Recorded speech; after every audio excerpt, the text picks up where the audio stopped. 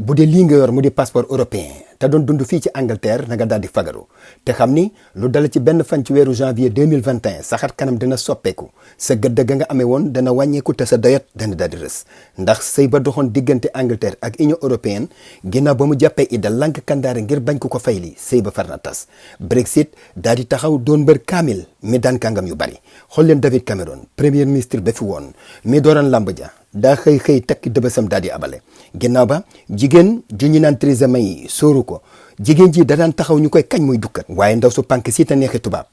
ba ko Brexit wéyalee dañu bërëj jóg ngir tëlee tàmbali sërxët to serve the country I love. waaye ki jërë yéeme kay moo di jàmbaari fàkk tëdd ji Boris Johnson gaynde ak ñaloor gi kii di Philippe Peng moom bi mu ñëwee la songu Brexit daal di koy róofu dërëj ko fàkkate ko ginnaaw caxabal ko mu dëgër mu wéylu ko bulldozer mbër ma ni ngalañ jaaxaan rik waay verdict bi le bu la ko kenn nettali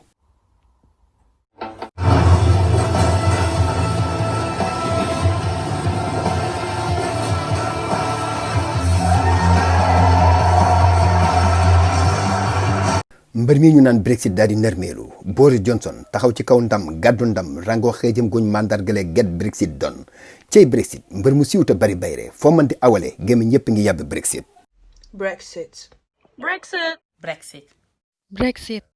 waaye li dañul di tëgg suñuy nopp depuis 2016 ba fii mu ne moo di tur wi di Brexit moo tax ñun waayu TV international ñu jóg gàddu suñu micro jokkoo ak ay kàngam yu dégg kàllamay anglais te rafetle ko ñu daal leen di laaj lan la baatu Brexit di wundu lii mooy tontu li. simplifier ko rek ñu ne Brexit mooy génn bi nga xamante ne Royaume-Uni génn na ko ci Union européenne bi buñ ne Royaume-Uni nag ne Union européenne donc ñaari entité la Royaume-Uni c'est composé par 4 pays muy Écosse, Pays de Galles, Irlande du Nord ak Angleterre. Union européenne ñoom regroupement wu 27 pays la ñaar fukk ak juróom-ñaar yoo xamante ne maanaam ñoo bokk ay tëralin ci wàllu koom-koom ak ci wàllu politique migratoire wala ñu ne politique économique yooyu yëpp ñoom ñoo ko bokk am benn tënk boo xam ne dañ koo tënk seen doxalin. Royaume-Uni nag gis ne tënk boobu ñu tënk doxalin bi maanaam xëy na ñoom arrangé wu leen ñu ne ñoom nag dañoo bëgg génn nga xam ne dañuy ñëwaat. ñoom joxe seen tëralinu bopp maanaam moom ak seen souveraineté nekkat nii ak nii la ñu bëgg doxee ndax li amoon solo lool ci Union européenne mooy am na xëy na terme yoo xam ne nit ñi dañ ko dégg lu bari maanaam muy free movement of goods or people wala ñu ne single market donc mu nekkoon ñaari mbir yoo xamante ne wala ñett yoo xamante amoon na solo lool parce que boo nee single market boo xam maanaam boo fi bëggee indi sa produit nekk allemand wala nga nekk français c'est la même chose que nga yóbbu ko foo ko mënti yóbbu ci Union européenne bi maanaam tarification yi benn lay nekk doo ci fay douane kenn du la ci indil benn jafe-jafe day mel ne rek sa biir dëkk nga nekk donc fépp foo dem rek ci 27 pays yooyu nga xamante ne ñoo composé Union européenne bi droit bi nga am sa dëkk mën nañ ne moom nga am ci dëkk boobu noonu ci yow sa free movement maanaam mën nga fa dem liggéey fa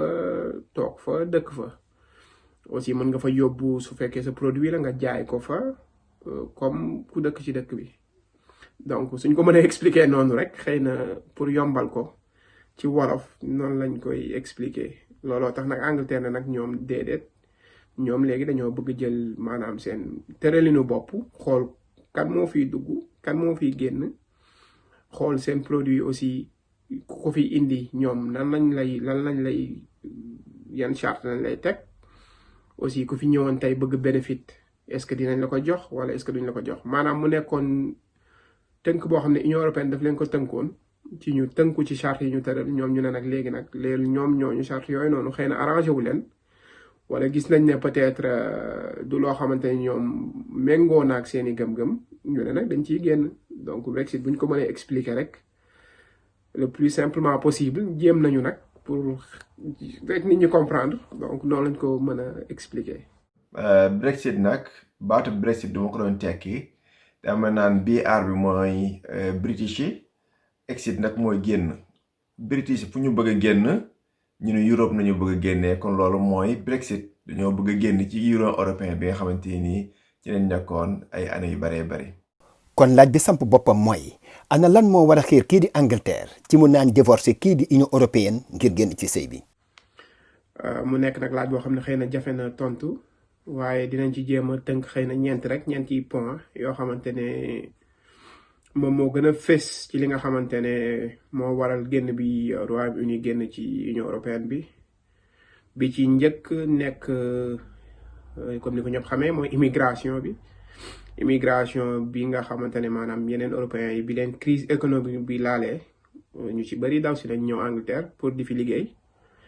parce que xëy na économie anglaise bi dëgër na nekk na économie boo xamante ne bokk na ci économie yi gën a maanaam yaatu yi gën a strong yi gën a dëgër ci àdduna bi moo tax européens yu bëri daw si ñëw Angleterre surtout les européens de l'Est maanaam dëkk yi naan ay ñoom Roumanie ak ñoom Pologne ñooñ noonu ñëw fii xaw fee bëri te comme mooy li ma waxoon ci tontu bu njëkk bi ci lan mooy Brexit dafay permettre free movement maanaam nit ki nga xamante ne dafa bokk ci dëkk bu bokk ci Union européenne bi bu demee beneen dëkk rek boo xam ne moom ci Union européenne bi même droit yi dafay am ak même devoir yi maanaam bu ñëwee fii nii dafay am liggéey bu waree am bénéfice da koy am loolu nag commencé woon peser lool ci économie anglaise bi maanaam bu ñëwee bénéfice yi wala ñëw liggéey yi yu ni mel mu nekkoon loo xam ne xëy na commencé woon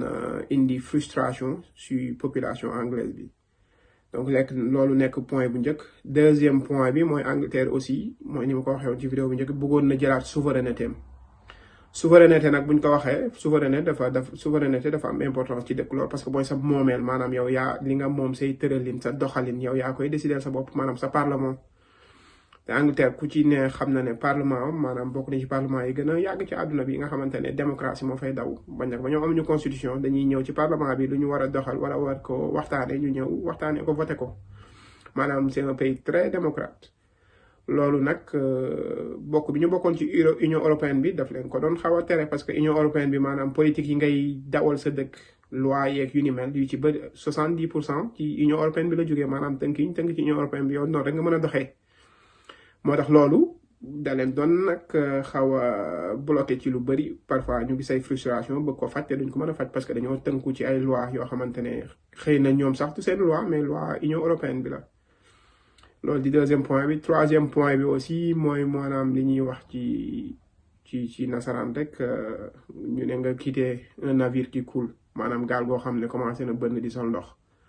nga quitté ko maanaam comme dañoo jàpp ne Union européenne commencé woon na am ay problème ñëpp xam nañ ne ak xëy na crise économique yi am ay Grèce dëkk yu mel ne Grèce ak dëkk yu mel ne xëy na ay Espagne Italie crise européenne bi commencé woon na leen laal bu ko defee nag Union européenne bi daf leen di beel maanaam dañ leen di lebal xaalis loolu di indi nag ay maanaam senn yoo xamante ne da doon fragiliser union bi da ko doon néewal doole maanaam mu nekk dafa mel ne am na dëkk yoo xam ne dañoo am doole trop am dëkk yoo xam ne xëy na seen doole des na bu ko defee nag maanaam ku ci nekk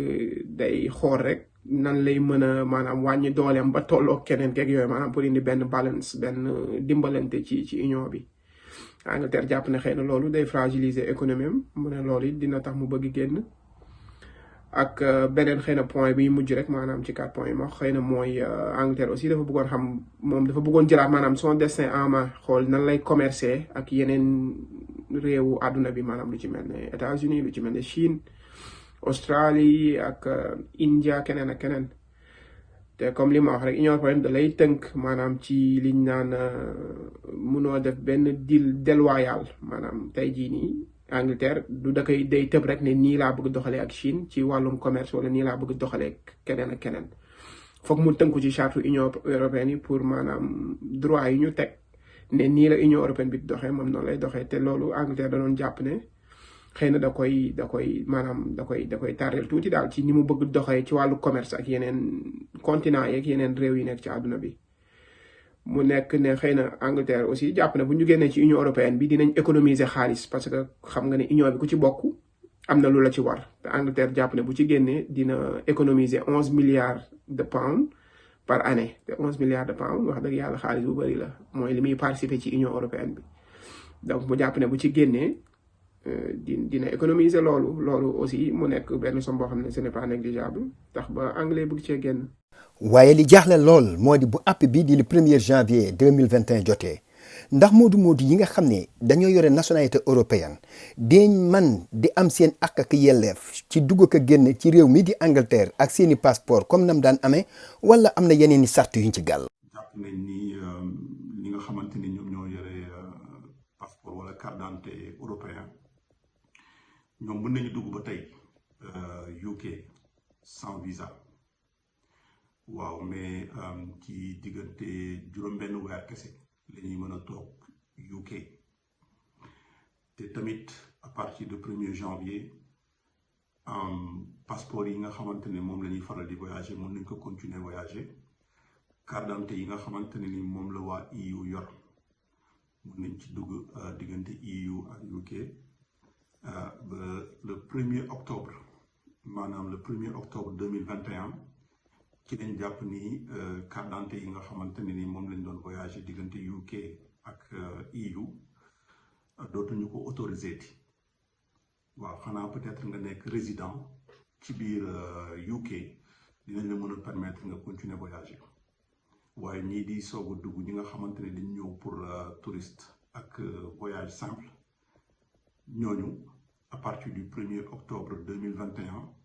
duñu mën a voyager ak seen carte d'identité lu ñuy soxla moom mooy passeport daal moom la ñuy mën a passeport européen moom moo leen di mën a permettre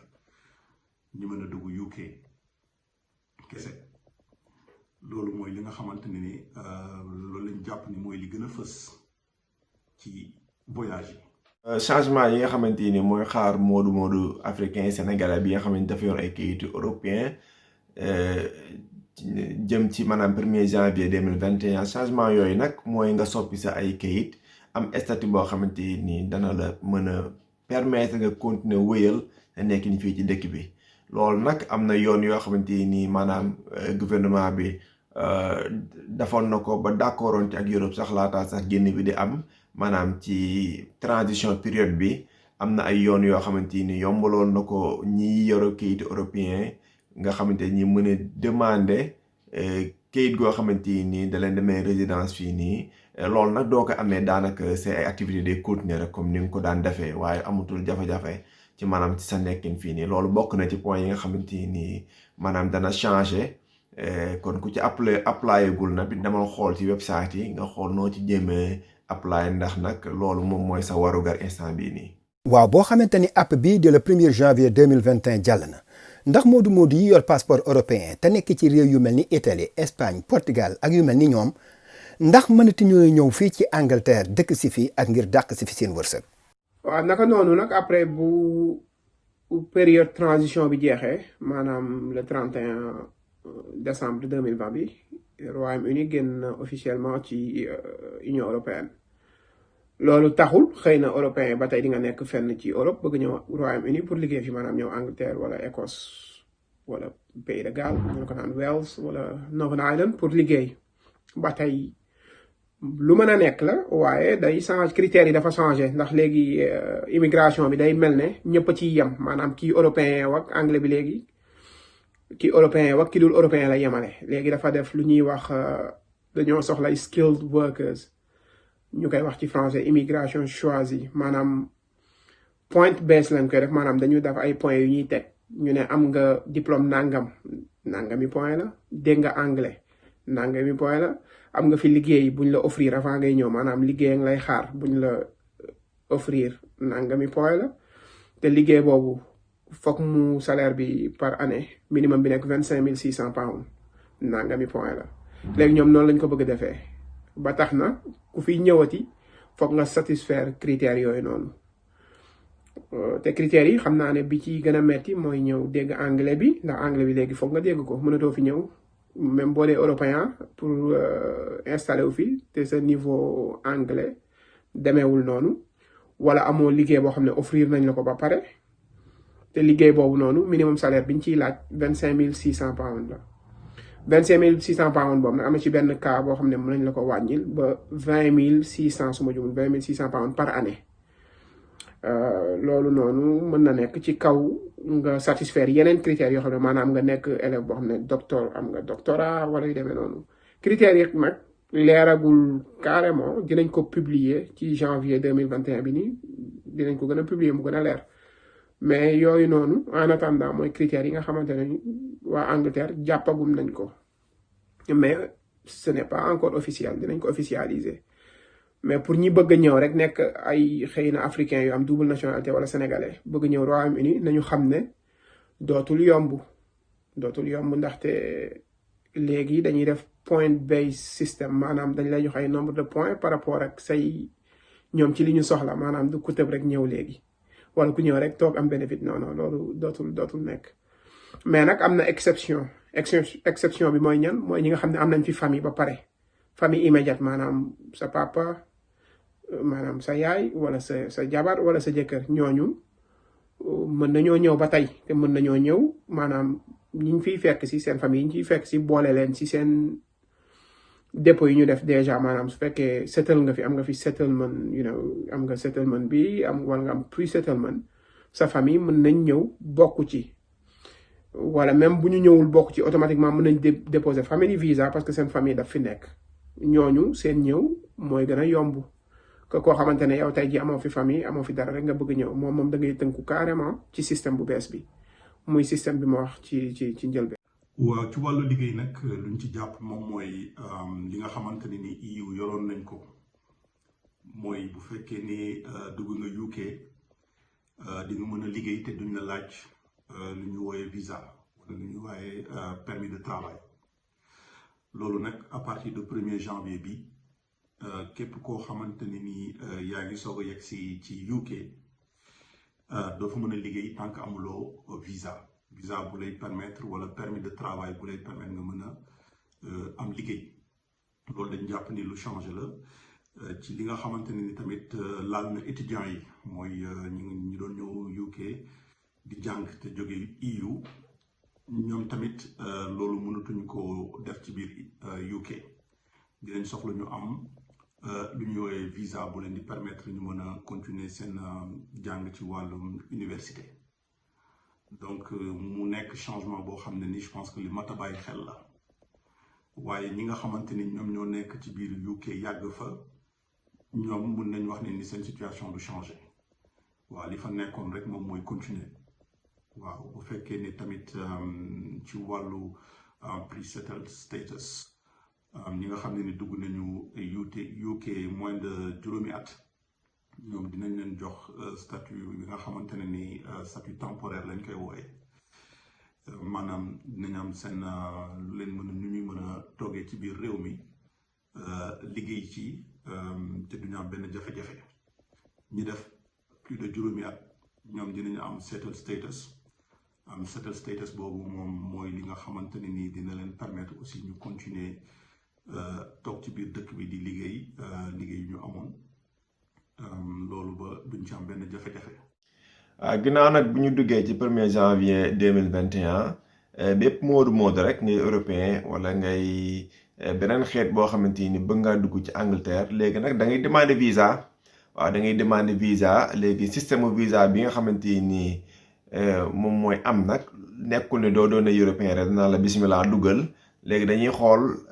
sa application léegi nag application bi dañ koy diviser ci ay pàcc yu bari pàcc bu ne ñu daal ci def ay points yoo xamante ni moom nga war a gagné léegi doo amee yenn points yi nag ba mën a qualifier pour dugg ci dëkk bi ñu daal lay jox sa ay visa nga ñëw dëkk ci dëkk bi mën fee liggéey kon nag loolu daanaka moom la ñuy wax point base loolu dooy xool dëkk yu mel ne ay Australia defe naa ñoom noonu lañ ñuy seen immigration système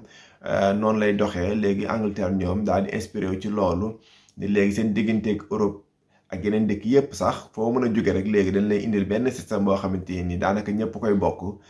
defe naa ne loolu laa ci jot a xam man ràññee ci li nga xamante ni moo gën a am solo ci changement yi après le 1er janvier. waaw laaj bi ci tege nag mooy baat bi ñuy wax transition period liñ bëgg a xam mooy ana lan la làmb ak lan la wundu. waaw léegi bi mu mel ni divorce bi daal c'était inévitable entre Royaume-Uni ak Union européenne bi maanaam divorce bi c'était même consommé bi nga xamante ne référendum bi ñu defoon c'était favorable référendum maanaam mooy vote boo xamante ne da ngay tontu par oui ou non bi ñu laajee citoyen Royaume-Uni ne leen ndax ñu génn wala ñu resté ci Union européenne bi ñu ne ñu génn ñoo ëppoon ñoo xam ne ñu resté ci naka noonu ñu waa Union européenne bi nangu ko maanaam ñu ne génn bi léegi d'accord nañ day am waaye foog ñu waxtaanee ko ñu waxtaanee nan la ñuy génnee nan la ñuy séparé woo ndax même jëkkër ak jabar bu ñuy divorcer sax ci pays loi dinañ dem tribunal xool bu ñu amoon ay bien wax yu ni mel nan lañ koy partagé léegi mu mel ne dañu war a nag waxtaan pour xool européens yi nga xamante ne ñoo ngi Royaume-Uni seen àq ak seen yelleef nan la ñuy def ba mu rester intact maanaam ba dara du ci changé du ci soppeeku européens yi nga xam ne maanaam britannique yi nga xamante ne aussi ñoo ngi dëkk Europe nan la ñuy def aussi ba conserver seeni àq ak yelleef ci naka noonu lañu amoon lu ñuy tuddee benn période de transition bi ndax génn bi officiellement le 31 décembre bii la maanaam suba donc ci naka noonu fa la ñoom période de transition boo xam ne ci lañuy négocier boobu ba ñu génneeg léegi su ma juumul toll na ci ñaari at waaye fa la ñu waxtaanee génn bi si loolu nag la ñu génne woon li ñuy wax the EU settlement scheme maanaam ñi nekk fii am ay passeport européen dañuy registré ci settlement scheme boobu mu amoon ñaari façon benn bi tudd settlement ak beneen bi pre-settlement settlement bi nag mooy ñi nga xamante ne def nañ fi juróomi at yoo xamante ne am nañ preuve ne juróomi at yi yëpp ñoo ngi woon Angleterre ñooñu moom dañ leen di jox settlement direct maanaam ñu koy wax indéfini ñi nga xamante nag seen juróomi at manqué na maanaam yàgguñu fi torop ñooñu dañuy déposer pre-settlement te ci ñooñu noonu bokk na ci même tey jii boo maanaam mënee jóge Europe même su dee mois bi nga fa jóge ñëw pour ñëw Angleterre concerné na mën nga déposer pre-settlement maanaam képp koo xam ne rek dugg nga Angleterre européen pour dëkk fii avant le 31 maanaam avant suba 31 décembre pre-settlement boobu noonu mën nga ko déposer ci kaw nga am preuve ñëw nga fi pour dëkk maanaam dañ la laaj foo dëkk dinañ laaj ndax am nga ENA ak yu ni mel donc loolu boo ko amee rek nga ñëw fi rek tey ne tey jii le 30 laa fi ñëw dama fi bëgg a dëkk maanaam mën nga déposer pre-settlement mën nga commencer application bi noonu la période de transition bi demee pour ñi nga xamante ne ñoo fi nekk ressortissants européens pour seeni àq ak yelleef bañ a changer comme ni ma ko waxee woon. waaw li am ba des moo di moodu européen yi mosu ñoo am benn jafe-jafe ci wàllu dem beeg dikk bi lu aju ci wàllu pajum kër docteur ndax pajum kër docteur moomu doon na luy wéy ba tey ci ginnaaw Brexit bi. ci wàllu paj mi en tant que Union européenne ñi nga xamante ni yor nañu carte EU ak dëkk biir Angleterre maanaam carte bi nga xamante ne ni moom la ñuy tuddee carte assurance maladie la carte bi nag dañ ko jagle woon pour ñi nga xamante ne ni dañu dëkk ci pays yi nekk Union européenne mënoon nañ ko am bénéficier ci gratuitement mën ci faju sax ci dëkk bi nga xamante ne foofu lañ jóg mooy bu fekkee Italie wala bu fekkee Belgique wala France carte bi boo ko yoree bu fekkee da nga feebar boo ko wonee mun nañ la faj sans problème ndaxte dafa am convention bu UK amoon ak dëkk yi nga xam ne ni moom moo nekk Union européenne waaye carte bii nii dafa nekk loo xam ne bokk na ci conséquence su Brexit bi lu ñu supprimer loo xamante ne ni léegi kenn mënatul koo utiliser pour nga mën a am ay paj bu fekkee da nga dellu fi nga xamante ne ni foofu nga jógee ci wàllu EU mu nekk changement nag boo xam ne ni nit ñi xëy na ñu ko amoon di joxe xibaar rek ni ñu ko amoon dañ jàpp ni loolu mënatut a nekk waaye li mën a nekk mooy nga souscrire assurance privée ba léegi yooyu dafa ne accord bi wane na ni bu fekkee ne en fait da nga bëgg maintenir sa situation pour que bu fekkee fi nga jógee da nga bëgg a fajoog yooyu nga souscrire lu ñuy wax assurance privée. suñu laaj bu mujj nag moom mooy ana yoon yi nga xam ne moom moo gën a gaaw te gën a jàppandi ci ñi nga xam ne ñooy moodu yi dund fii te nekk ay moodu européen ginnaaw Brexit bi ginnaaw dañuy seq ak banque yan yoon moo gën a gaaw ngir ñu war a mën a jot ay koppar yu dem ni financement ak crédit ngir jëme ko ci seeni projet yi nga xam ne dañ koy amal fii ci biir réew mi ak bitim réew. dina am ay doxalin yu bees lu jóge ci accord bi muy ñu nekk UK comme ñu nekk ci EU bi tey bu ñu xoolee rek bu ñu sukkandikoo ci chiffres yi mën nañu wax ni am na 3 millions yoo xamante ne ni ci européen yu nekk UK et am na lu mat 900 000 ñoo xam ne ay British lañu ñu nekk fii ci EU bi waaye liñ ci jublu rek moom mooy ñi nga xamante ne ni ñun ñi immigré yi nekk européen ba pare dëkk UK fas yéene fee toog jàpp nañ daal li gën a yomb moom mooy jéem a ut settlement status bi sax du li nga xamante ne ni loolu moom lu ñu war la te am nañu fii ba le mois de juin 2021 pour def ko maanaam rek nga mën a continuer préserver li nga xamante ne ni mooy sa liggéey ak li nga mën a toogee ci biir réew meek yooyu waaye jàpp nañu li doon gën a oyof moo doon aussi jéem a def tout pour am nationalité bu fekkee dañu fas yéene toog ci biir dëkk bi ndaxte am na ci yoo xamante ni ci biir accord bi lu ci laxasu la te duñ koy waxtaanee trop mais dana la mën nañu indil jafe-jafe waaw ci diggante accès au crédit maanaam pour jënd kër fii bu fekkee am na ñoo xamante ne ni yàlla def na ba ñu mën a bëgg jënd kër wala boog ñu bëgg a dugg ci yenn projet yi wala liggéey yi nga xamante ne ñu ngi koy def en indépendant ak yooyu ñëpp xam nañ ne jamono bi fii léeg-léeg boo amul accès ci yenn dimbali ci côté finance bi dafay xaw a jafe trop mais ñooñu ñu ci yore nationalité Union européenne balaa Brexit bi sax xawoon na jafe pour ñu am ci accès et ak Brexit bi nii loolu dafay nekk loo xam ne dina gën a jafe man xam naa ci ñoo xamante ne nii ay européens lañu bëggoon solliciter yenn banques yi pour mën a def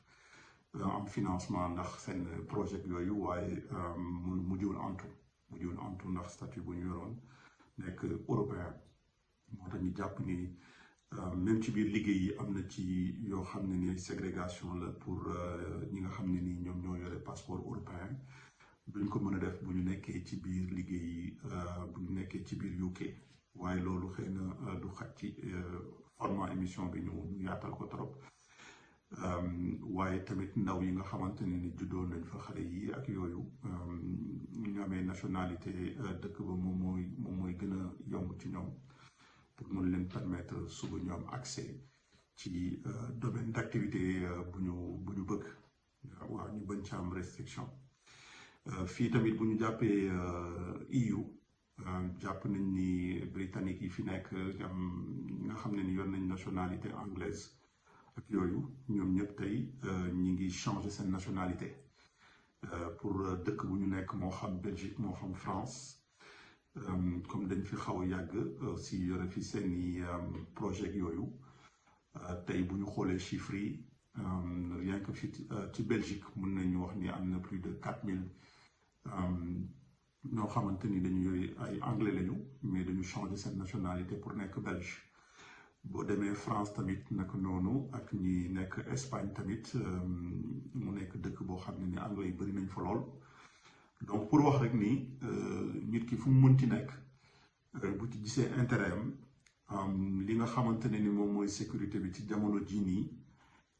bu fekkee ne yaakaar nga ni daal dëkk bi yow gis nga ci sa bopp li gën a gaaw mooy commencer démarche yi pour mën a am nationalité pour mën a bénéficier ci lépp li nga xamante ne ni moom mooy li dëkk bi joxe foofu comme avantage waaw di wax rek ni Union européenne tamit ñi nga xam ne ni yore nañu passeport Union Europe bi fi nga nekk moom yaakaar nañ ni opportunité yi tamit bëri na dëkk yi mat lu toll lu mat 27 pays waaw 27 pays buñ ko waxee quand même dafa nekk loo xam ne nii nit ñi léeg-léeg dañu gis ni nii bon Angleterre macha allah nit ñi bëgg nañ ko trop waaye tamit ci jamono yu ñu nekk nii lu mat a bàyyi xel ci opportunité yi ñu mën a am aussi ci yeneen dëkk yëpp waaw muy France muy Belgique muy Italie Espagne xëy na tey am na jamono yoo xamante ne foofu metti na trop waaye tamit ci at yi di ñëw ak yaakaar nañ ni économie bi nit ki fu mu mën a nekk rek na jéem a fexe ba lépp luy droit am ak lépp li nga xamante ne ni nguur bi may na ko moom aussi mu mën ci jëriñoo waaw di aussi jaajëfal vraiment di remercier waa UTV ci temps bi nga xamante ne accordé nañu ko pour ñu mën a waxtaan ci Brexit di leen gërëm yéen ñëpp. yéen mbokki internet yi loolu ma doon gëstu bi mu leen doon defal kii di UTV International ànd koog ay kàngam yu ràññeeku yu ngànk bureau association sénégalaise bi nekk Manchester ñu gën caa ràññee Serigne Pape Thiaré di financial assistant ak Serigne Mohamed Samb di analyste financier credit manager ak Serigne Mohamedou Ndiaye di team leader supply chain management ak Youssoufa Seck Amar di directeur général bu UTV International mbokk yi dal leen ak jàmm ci atum 2021 yàlla na lépp yomb. mbokk yi bu leen fàttee abonné ci chaîne bii di UTV International te bés cloche de notification bi pour mën a jot suñu yeneeni vidéo jërë ngeen jëf.